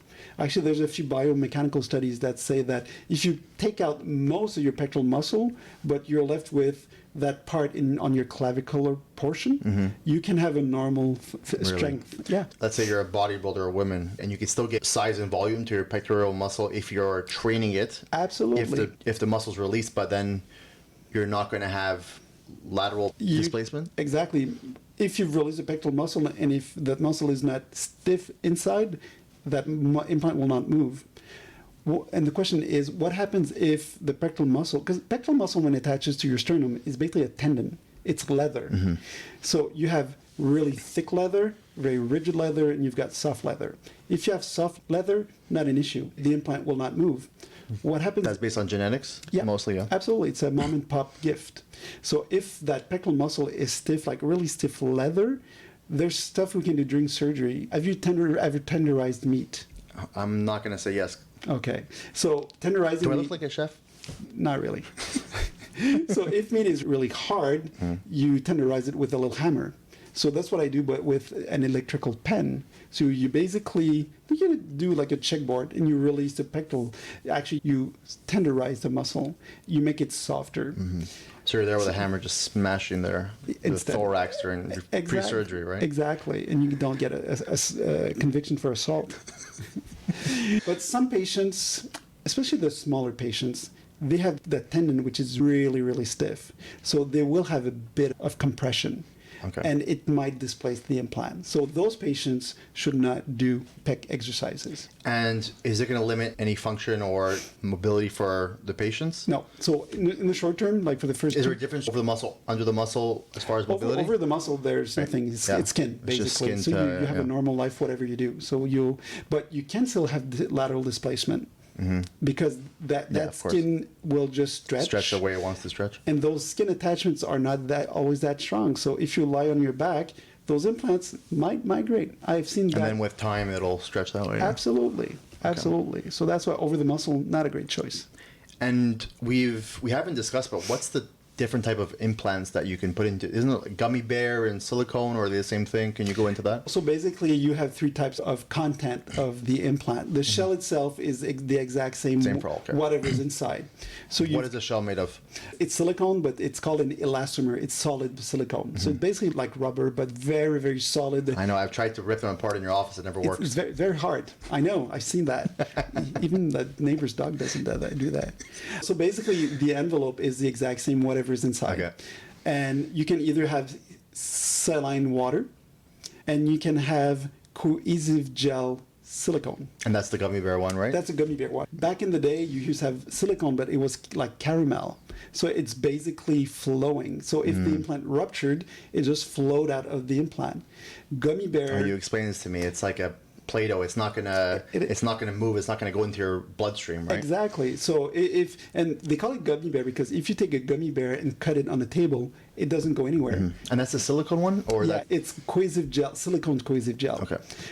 Opposite, like the caramel silicone. Got it. Which And the caramel one, do people still use that? no, It's dangerous, right? Because if you have a rupture, you would. it can seep into your breast and it can cause like local complications, creates pain. You have to take out bits of the breast out. So that's why they're not available anymore.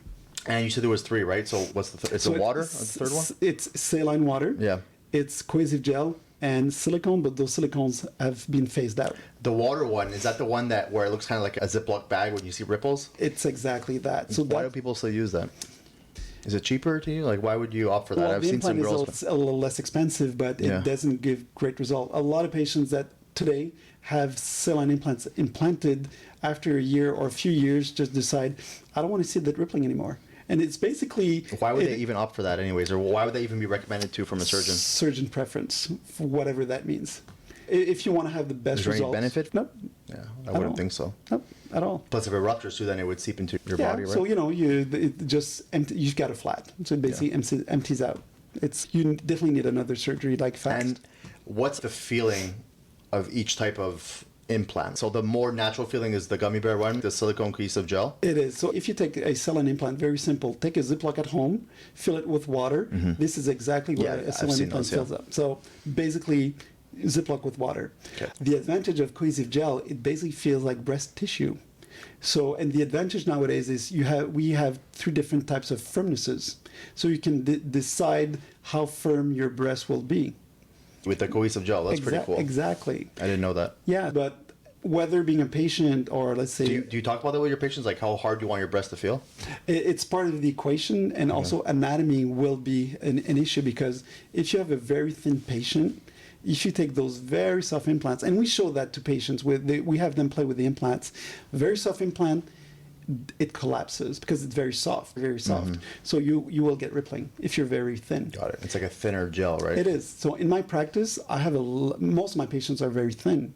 So that's why You opt for like the medium to firmer. medium, or right now it's more like the firmer. But how firm is the firmest one? It's not. It's like really firm, perky breasts, like a 20-year-old patient that never had any kids. Okay. It's not hard. Yeah. It's just a little it's firm. firmer. Okay. Exactly. Got it. Can you discuss the benefits of Barbie Botox or Botox in the traps for a bikini athlete?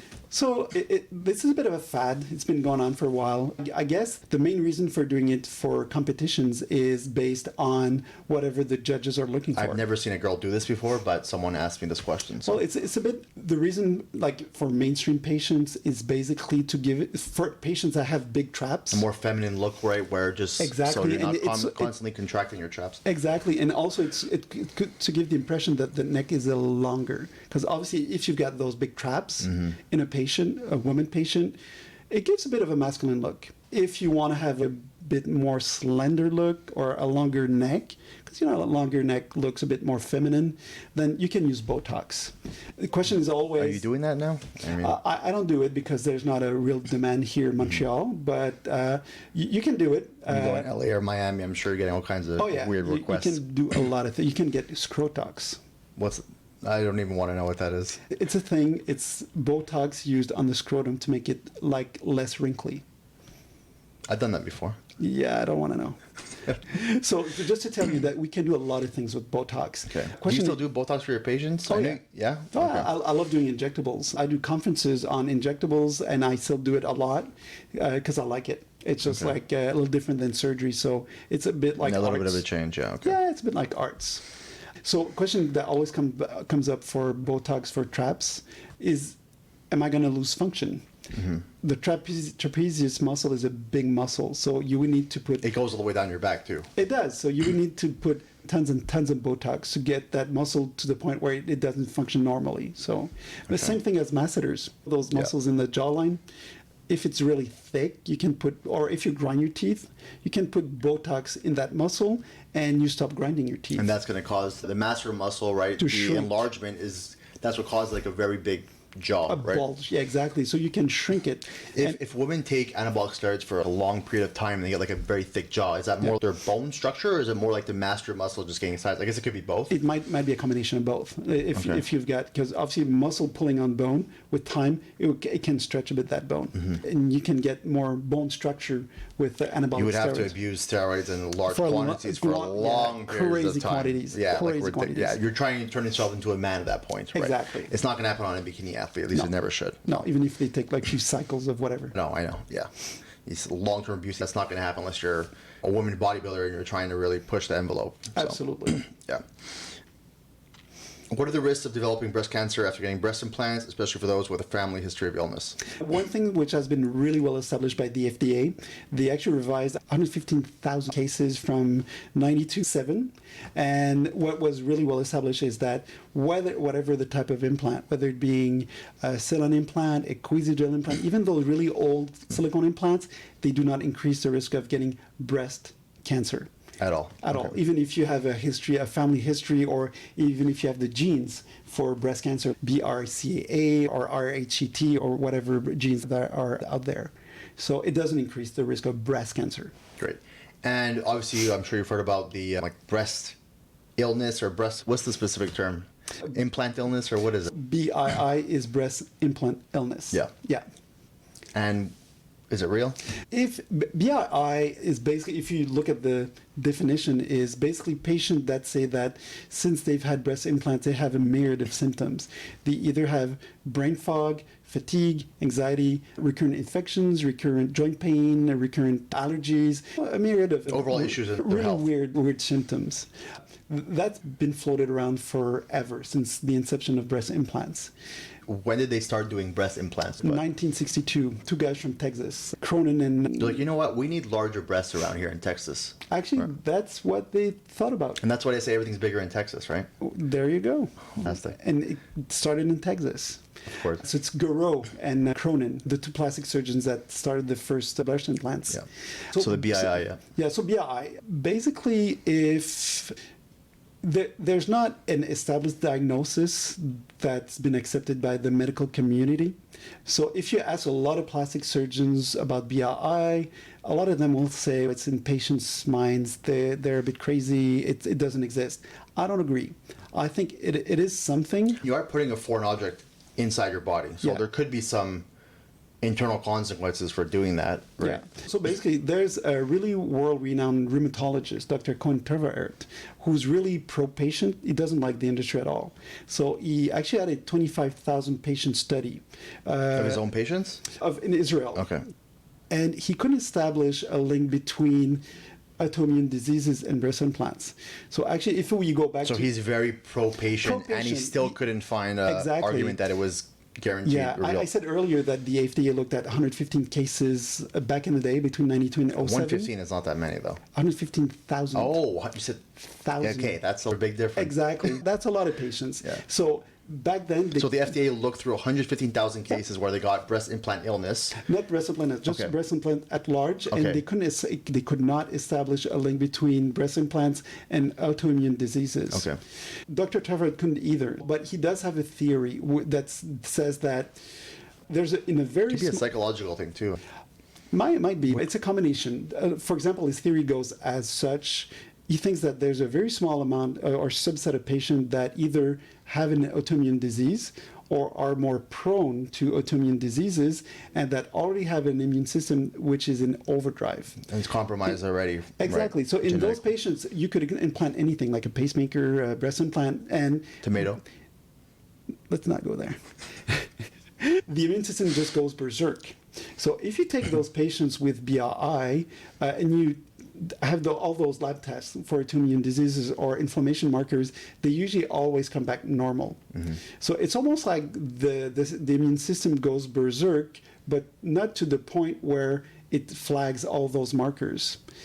The thing is with BRI, we don't have a test that tells us who's more prone to develop those symptoms. Only thing we If know someone is, has autoimmune disorder and they want to get breast augmentation, would then you... we have to have the discussion. I've operated a great number of patients with autoimmune disease in the past, and they haven't come back to me, but they haven't developed. Have you had BI. any clients where they asked you to take out their breast because they had BII? Of my own patient, I think I've had one over the Really? past 17 years. Because it's very common. There's like these women groups with like thousands of women in it saying that they... You have to look at the whole global number of patients. For example, it's actually, there's no numbers, by the way. There's no incidence that's been calculated. Like breast cancer, we know for a fact, 12, It's objective, right? 8 will get breast cancer over her lifetime. So it's 12.5%. That's huge. There's no numbers that tell us, and that's the hard part, right? Yeah. So you can tell a patient all about BII, but you can't tell her what's her risk of getting BII. There's actually one ongoing study, a prospective study right now in the States, been going on for a few years, and there's one factor that seems to be a bit predictive of who might develop BII. You know what that is? The total surface body area of tattoos. Why? Because in They're tattoos... mentally ill? No. I have a lot of tattoos. in tattoos, there's a lot of heavy metals, and the immune system hates heavy metals. It goes berserk when it sees that. That'll be podcast number 2. Tattoos and you go. autoimmune disorders. So besides that, there's nothing that can tell us or tell a patient, are you more prone to get BII? So it's a discussion that we need to get with those patients. Okay. And we have a couple more questions. What is typical recovery time after breast augmentation surgery, and when can a patient resume training? Recovery time depends on the way surgery is performed. If you look at the way surgery is usually performed to put the implant under the pectoral muscle, surgeons take either their fingers or a metal rod, a dissector, and they rip the pectoral muscle. So the story you'll hear with most patients, and patients know that, you'll hear, I had the worst pain in my life. I had a lot of swelling. I couldn't move my arms for about 2-3 weeks. I had pain for about a month. It's a cowboy surgeon. No, Going in to get the job done. I guess so, but it's a standard way of doing surgery. Yeah, it's traumatic to the patient and their muscle, right? I mean, It is. Basically, if I took my fingers and put them in your thigh muscle and rip them, it hurts. It bleeds a lot. as opposed to just doing like a fine incision and doing it. And it bleeds a lot, so it swells a lot. On social media, patients that talk about cereal boxes because the pectoral muscle is so swelled up that you've got very squarish looking breasts. And actually, we'll have a few series on Instagram on the swelling after surgery, and we do on a regular basis, actually. And the way I do surgery, we're not a lot of surgeons that do it, so we take that electrical pen and electrocollaring, and we delicately and slowly release the pectoral muscle. We don't rip it. If there's bleeding, we cauterize it. Patients after surgery, usually after 2-3 days, they're under Tylenol and anti-inflammatories. Patients that, let's say, that use their arms, like a hairdresser or a waitress in a restaurant, usually can go back to work after 5, maybe 7 days. Opposite, like the standard way of ripping the pectoral muscle, where it might take 2-3 weeks for a regular desk job to go back to work. Okay. So the short answer for the recovery. And how about for training? For training, I usually ask patients to refrain to doing cardio or any type of exercise for about 4 weeks. The reason for that is basically the incision. After 4 weeks, your incision is basically healed. Okay. So because if it opens, then it's going to be... Yeah, if you start doing like arm work or cardio, like hard cardio after 2 weeks, you open up your wound, you've exposed your implant, and you've infected your implant. And then you have capsule contraction and No, stuff. worse, because if you infect your implant, the treatment is you need to take it out. Oh, yeah, and then you have to wait 6 months or something? Yeah, so you're stuck like that, like a breast cancer patient for about 6 months. And you need to pay for your... When I explain that to patients, they actually understand, and they take it easy for about a month, and you can slowly resume cardio activities, like full body workout, probably like 2-3 months. And just basically just make sure that you don't open up those wounds. What about like training legs after? Legs, you can, if you're safe, you can do it after like 2-3 weeks. No, but like training legs, LeBlanc. If it's training like you do, about 3-4 weeks. Really? You could go pretty balls to wall training but you forward? need to not use your upper body though. Okay. Don't compensate. Don't push. Don't pull. If you're going to go over your strength and pulling on those bars. And this is assuming everything is done as you did it right now, Exactly. with the releasing the pectoral muscle properly, internal bra, all those. Exactly. Okay. I can tell you, if your breasts are like swollen up to here and you're in pain for 3-4 weeks or 2-3 weeks, your recovery time is going to be a lot worse. You will not want to do leg work. Okay. For sure. Last question. Are there any new technologies or innovations in breast augmentation that you're excited about? Actually, the addition of the Miroshnik internal bra technique is pretty much... When did you start incorporating that? In 2019. Okay. Because I've been you started using... internal bras in 2012 and then you introduced the other technique in 2019. Just to make things even sturdier than what I used to do. Because first technique was very efficient. It stayed there. But with that double technique, it just gives you that added confidence that it will not move. It will not, even especially for revision surgeries. Okay. Very efficient. I don't want to take up any more of your time. We've been here for quite some time, but I think everyone's going to really appreciate your knowledge and your expertise and sharing all this information. So thank you very much, and I hope to see you again soon. Thank you for having me. It was a lot of fun, and Dr. Rehnquist has a really good saying. It's like, sharing is caring. So by sharing my experience or my techniques, hopefully patients will understand better what they're going through, and it can help them make their own choices if they get surgery done wherever in the world. So thanks to you for that initiative. So it's very appreciated. Oh, thank you very much, and I hope you guys enjoyed this podcast. If you have any questions or comments about the podcast, please let me know in the comment section below, and I appreciate you guys. Thank you guys. Hope you have a great day. Have a good evening. Bye.